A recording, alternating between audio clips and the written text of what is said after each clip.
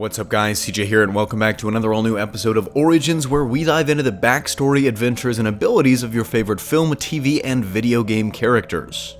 This week we're diving into the wild world of Rick and Morty, an Adult Swim series created by Dan Harmon and Justin Roiland, following the adventures of a simple teenager, Morty, and his grandpa Rick, literally the smartest man in the entire universe, and almost all universes.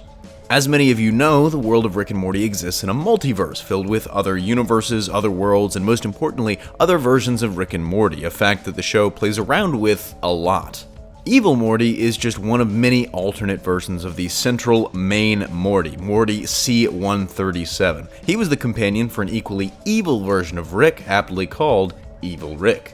After authorities arrested the main Rick on suspicion of killing 27 other Ricks and stealing their Mortys, he escaped with the main Morty and set about finding the actual murderer. Their hunt led them to Evil Rick, who was using the kidnapped Mortys as a kind of shield, as Morty's brainwaves directly cancel out the brainwaves of Rick's, making it harder to detect them.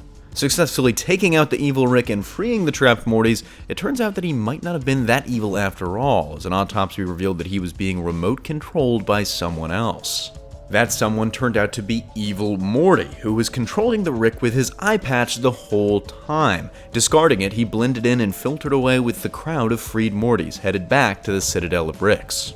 The Citadel of Ricks is a central hub, built by Ricks and inhabited by thousands of Ricks and Mortys. They live in an extremely stratified society, where Ricks and Mortys are essentially segregated into two castes, with Ricks always coming out on top. This doesn't mean that Ricks all live lives of luxury though, as many have menial jobs as janitors, factory workers, simple salesmen, and the like. This led to growing tension in the Citadel, which perfectly set the stage for Evil Morty's plan.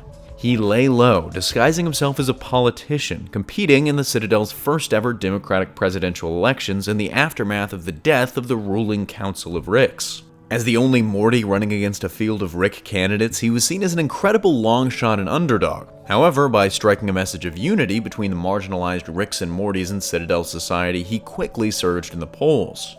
Tipped off by a Rick investigator, a disgruntled former campaign manager Morty became alerted to Evil Morty's true identity and tried to assassinate him. Failing, Evil Morty was elected president and the campaign manager forced out of an airlock.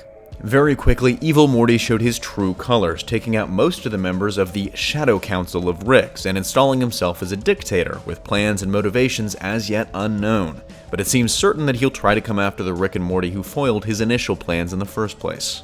As far as abilities go, Evil Morty is physically relatively an average Morty. However, mentally, his intelligence far exceeds the average, able to strategize and win an election, as well as somehow creating and controlling his replacement Rick, and outsmarting and killing 27 other Ricks as well. His motivations are unclear, and why he wants the presidency is unknown at this time, but there are many fan theories revolving around Evil Morty. Some of them contend that he's the Morty we see abandoned by Rick in the opening. Others say that he's kind of an anti-Morty, the opposite of the one true Morty, which was an idea also introduced in Close Rick Counters of the Rick Kind, and kind of a play on the Book of Revelations, the Christ-Antichrist conflict. As for recommended viewing, this one is pretty easy. First, you'll want to watch Close Rick Counters of the Rick Kind, episode 10 of season 1, the first appearance of Evil Morty, and explaining how he got to the Citadel in the first place. Next, I cannot recommend highly enough season 3 episode 7, the Ricklantis Mix-up. It not only features the reemergence of Evil Morty with that great twist, it's a damn good episode overall, and it really probably is maybe my favorite episode of all time, but definitely in the top 3. Will we ever see Evil Morty again? Odds are yes, but don't expect him to be a major player anytime soon. It's just a guess, but I think, like the first time, he won't reappear until next season at the earliest. That's going to do it for us here, though, in this episode of Origins. Let us know who you'd like to see next by voting in the poll in the comment section down below. Thanks for watching. Don't forget to smash that like if you like what you saw, subscribe for more great content every single day, and consider turning on your notifications to be alerted every time we upload a new video. Signing off, this is CJ, and I'll see you next time.